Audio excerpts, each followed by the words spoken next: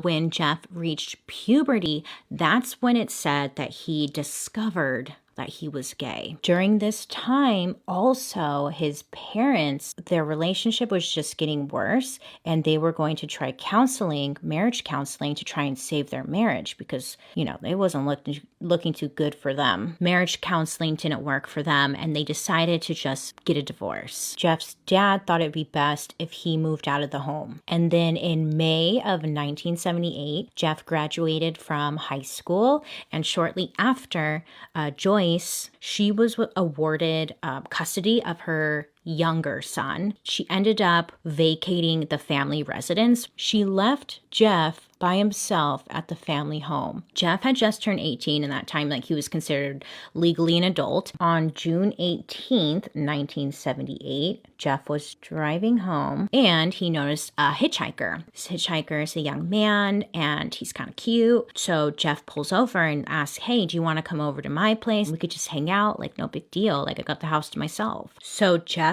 and the hitchhiker, they go back to his house. They were listening to music. I guess this hitchhiker finally got to a point where he's like, "Okay, I'm ready to go home now." According to Jeff, this was like his first time to somebody. He was feeling all sorts of ways, excited, aroused. The next day, Jeff had this body in his house and he's like, "I gotta do something with this." He takes the body down to his basement, and that's where he takes apart the whole body, like just takes it up. Like, what are you doing? He just takes it all apart. And then Jeff grabs a shovel, dig a grave in his backyard because he needs somewhere to put the remains. So he puts the remains in his own backyard. So that was Jeffrey's first.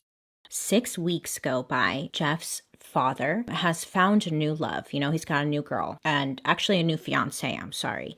And they end up going by the old house to see like how Jeff is doing, to go check in with him. And that's where they discovered that Jeff was living alone. His father thought it'd be best if Jeffrey went to college, did something productive with himself and his life, and he actually offered to pay for his schooling. He ended up attending Ohio State University. While attending the university, he received a whopping GPA score of 0.45. Jeffrey thought it'd be best if he dropped out of university, and he only attended for 3 months. Waste of money. Jeffrey's father, again, is trying to help his son, trying to find him some kind of purpose in life, right? So he's telling Jeffrey, "You should definitely enlist in the U.S. Army." Jeffrey agrees, and he ends up enlisting in the U.S. Army.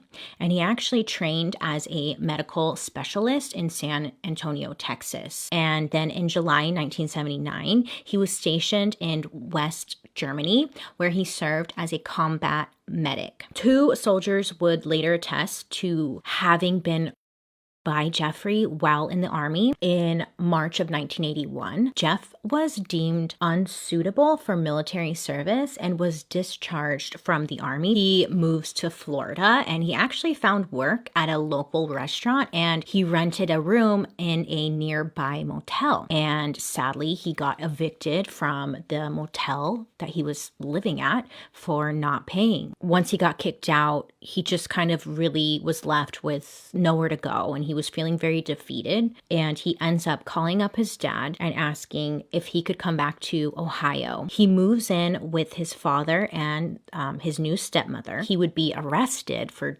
and disorderly conduct, and he was fined $60 and given a suspended 10-day jail sentence. Jeffrey's father had enough. His bedroom floor was just covered with empty bottles, and he tells Jeffrey, "You know what? You're gonna go live with your grandmother in West Allis, Wisconsin." By late 1985, he had begun to visit local gay bathhouses. He would have with different men working there, and he would later say that he would become really frustrated at his partners when he was having with them because they would be moving around, they would be talking too much, and he didn't like it. They would pass out, and then while they were passed out, Jeffrey would them while they were asleep. He did this about 12 different times, and then eventually the owners found out and they revoked his membership. On November 20th, 1987, Jeff met a 25-year-old man at a bar,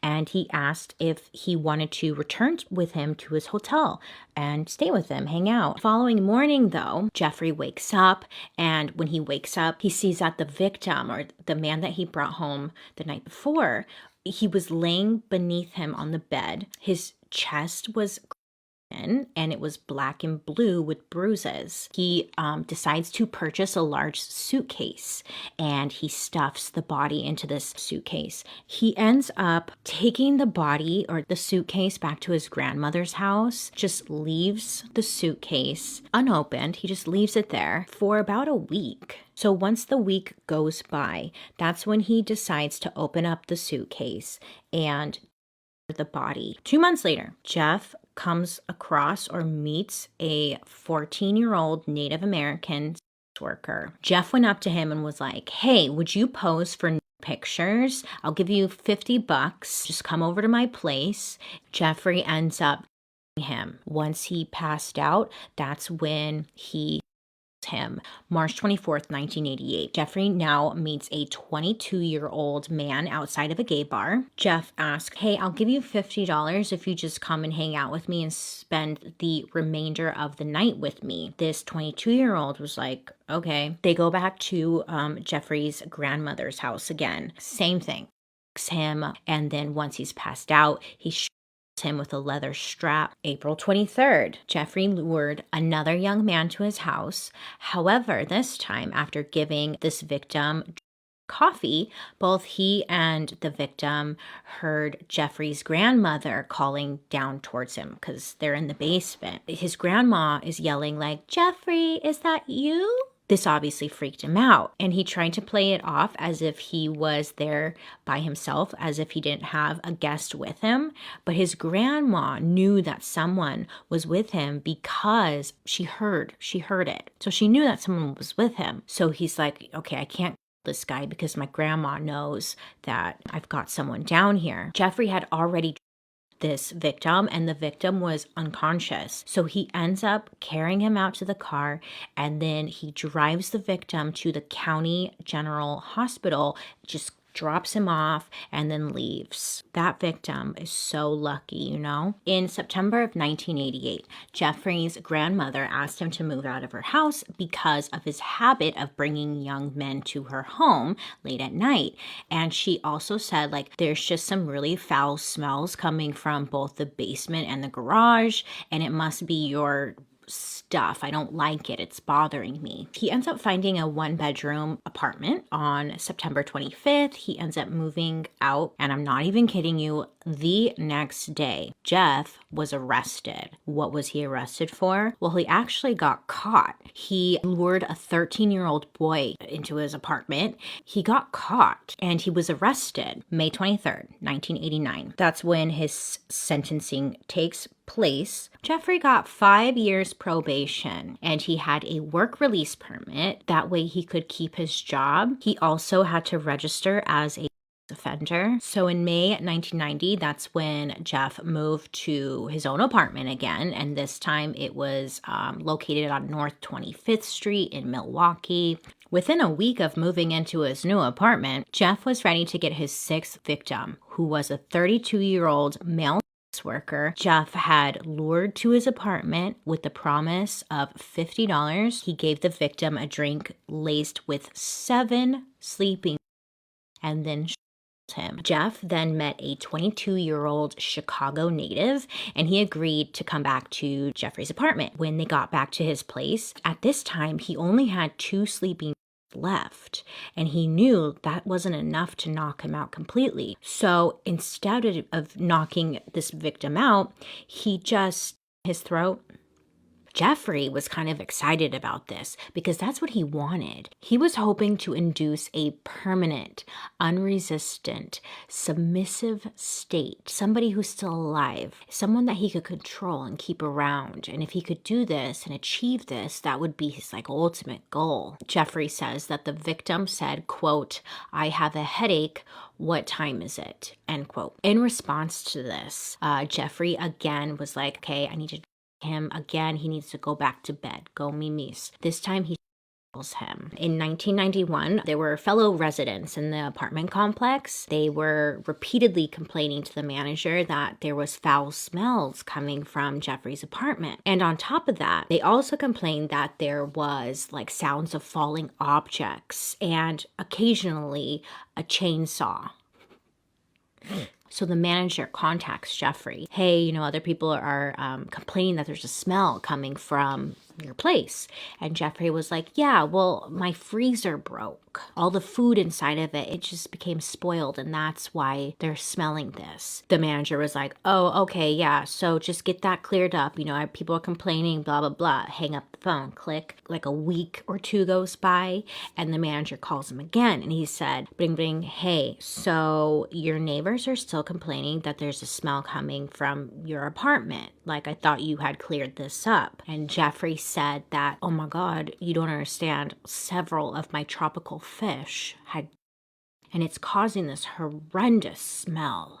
And that's what it is. And the manager's like, okay, just get it fixed up. What about that chainsaw? And then Jeffrey's like, what chainsaw? Anyhow, so on the afternoon of May 26, 1991, Jeffrey found another 14-year-old boy and offered him money to hang out with him at his apartment with Jeffrey to his home. And the boy ended up posing for some pictures, and then Tim, the poor boy, passed out. This victim is technically still alive. Jeffrey had led this boy into his bedroom. In his bedroom, the body of a victim he had 3 days earlier was laying on the floor. The boy sees this before he passes out. He sees this, he kind of panics, but then he gets dizzy and then he falls unconscious. While this boy was just kind of laying there, Jeffrey drank several while laying next to him. And then for some odd reason, Jeffrey takes off. He leaves his apartment and he goes to a local bar to have a and then comes back to his apartment. When he comes back to his apartment, it's pretty still early in the morning. He's walking back and sees outside of his apartment is that young boy, and he's sitting outside on the corner of the street. Now there were 3 young women surrounding him, and they were asking him are you okay? What's the matter? Hello? To this young boy, but he can't think, can't answer. So Jeffrey goes up to the trio, the 3 of them, and he's like, oh my gosh, this is my friend. Don't worry, I know him. We're just going to go back to my apartment. He tries to grab the young boy and takes him back to the apartment, but these women just have, that gut feeling that something's not right. They had already called 911. They were trying to get Jeffrey to stop, delaying him from going back to the apartment with the young boy. So police pull up. Oh yeah, baby, police pull up. And Jeffrey told them that the young boy was his 19-year-old boyfriend and that he too much. And the police seemed to not question any further. For good reason, this upset one of the women who called 911. She was like, no, something's not right here. He had struggled when Jeff was trying to get him back to the apartment. And the officer told the woman to, quote, out up and to not interfere, end quote. Great. So the officers ended up covering the young man with a towel. They walk him back to Jeffrey's apartment. And then the officers, they leave the home and they tell Jeff to just take good care of his lover. Oy vey. On July 22nd, 1991, Jeffrey approached 3 men with an offer of $100 to accompany him to his apartment to pose for some photographs and simply keep him company. One of the trio was a 32-year-old man, and he agreed. He was like, okay, sure, I could use $100. So he goes back to Jeffrey's home, and this victim said that instantly when he walked in the door, he got a whiff of just a foul smell. And then he noticed several boxes of hydrochloric acid on the floor. And Jeff told him, oh, I use it to clean bricks. Okay.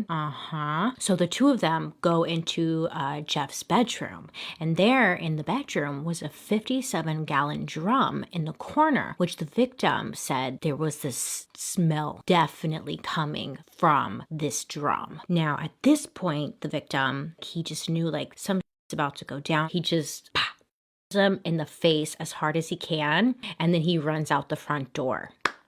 At 11:30 p.m., the victim, he flagged down 2 Milwaukee police officers. Now, I failed to mention that at some point when the victim went to Jeffrey's home, the victim wasn't paying attention, and Jeffrey had placed a handcuff on his wrist. So when he finds these police officers, he's like, you gotta come over with me. And he shows them he has a handcuff. And he's like, can you get these handcuffs off of me? So they tried to use their own key to try to get the handcuff off, but because it's like an off-brand, the keys didn't fit. Police officers were like, well, let's just go down to Jeff's apartment and get the key so we can get these off. When the officers and the victim arrived to Jeff's house, Jeff invited the trio inside and acknowledged he had indeed placed the handcuffs on him, although he offered no explanation as to why he had done so. Jeff told one of the officers that the key to the handcuffs was in his bedroom dresser, so they all walked to the bedroom. Jeffrey's kind of like trying to box him out, like, I'll get the key,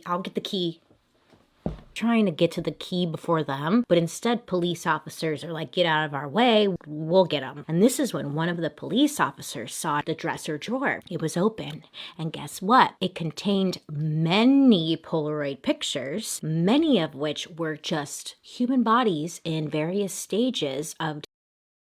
Upon further inspection, they see that the decor in the background of these Polaroid pictures indicated to them that they had been taken in the very apartment in which they were standing. The police officer had taken some of the Polaroids, walked into the living room to show his partner. These are for real. When Jeffrey saw that the police officer was holding several of his Polaroids, he fought with the officers in an effort to resist arrest because they were trying to put him in handcuffs while they searched the rest of his home and called a second squad car for backup. Then they do a more detailed search of the apartment. When they're searching the apartment, they reveal a total of 4 heads in Jeffrey's kitchen. A total of 7 skulls. Some were painted, some were found in Jeffrey's bedroom, inside a closet. There were just like skulls and body parts kind of just scattered in random places. Obviously, Jeffrey was arrested. On July 23rd, 1991, Jeffrey was brought in for questioning. Jeffrey had admitted to investigators to having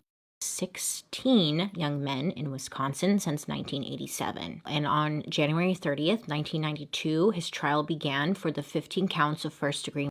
The trial had lasted 2 weeks, and Jeff was sentenced to life imprisonment plus 70 years. On the morning of November 28th, 1994, Jeff was found on the floor of the bathrooms of the gym, suffering from extreme head and facial wounds. And he was rushed to a nearby hospital, but was pronounced 1 hour later. There was a fellow inmate who was serving a life sentence. He is the one who actually Jeff, and authorities had asked him, hey man, like, why did you attack Jeff? This inmate said, quote, God told me to do it, end quote. And that, my friends, is a story about Jeffrey Dahmer. Alrighty, have a good day. I'll see you guys later. Bye. Thank you.